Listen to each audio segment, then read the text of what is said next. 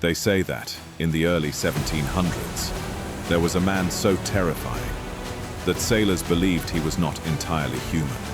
His name was Edward Teach, but the world would remember him as Blackbeard. The sea was already a dangerous place. Storms could rise without warning. Ships could vanish into fog, and pirates were feared by all.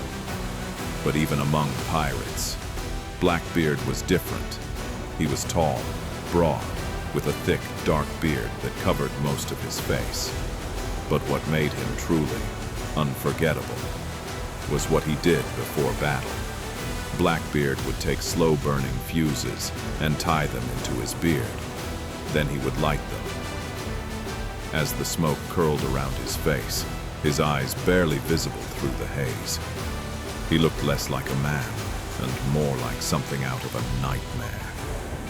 To those who saw him, it was as if the devil himself had come aboard their ship. And that was exactly the point. Because Blackbeard understood something most pirates didn't. Fear was more powerful than violence. When he approached a ship, he didn't always attack immediately. He let them see him first. The smoke, the silence, the slow drift of his ship across the water. And often, that was enough. Many crews surrendered without a single shot being fired. But make no mistake, Blackbeard was still a pirate. His ship, the Queen Anne's Revenge, carried dozens of cannons, and his crew was loyal and dangerous. He blockaded ports, captured ships, and built a reputation that spread across the Atlantic. Yet despite his fearsome image, there are stories that suggest he was not always cruel. Some prisoners were spared, some ships were taken without bloodshed, because again, fear did most of the work for him. But legends like his don't last forever.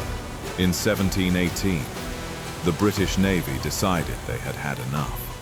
A lieutenant named Robert Maynard was sent to hunt him down. The final battle came at dawn. Calm waters, quiet air, the kind of stillness that comes before something ends. Blackbeard fought fiercely. Gunshots, steel, smoke in the air once again. But this time, it wasn't part of a performance.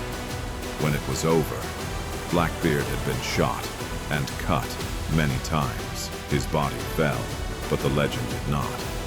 They say his head was placed on the bow of the ship as a warning to others. But even then, sailors whispered that his spirit still walked the sea. Because some men don't just live in history.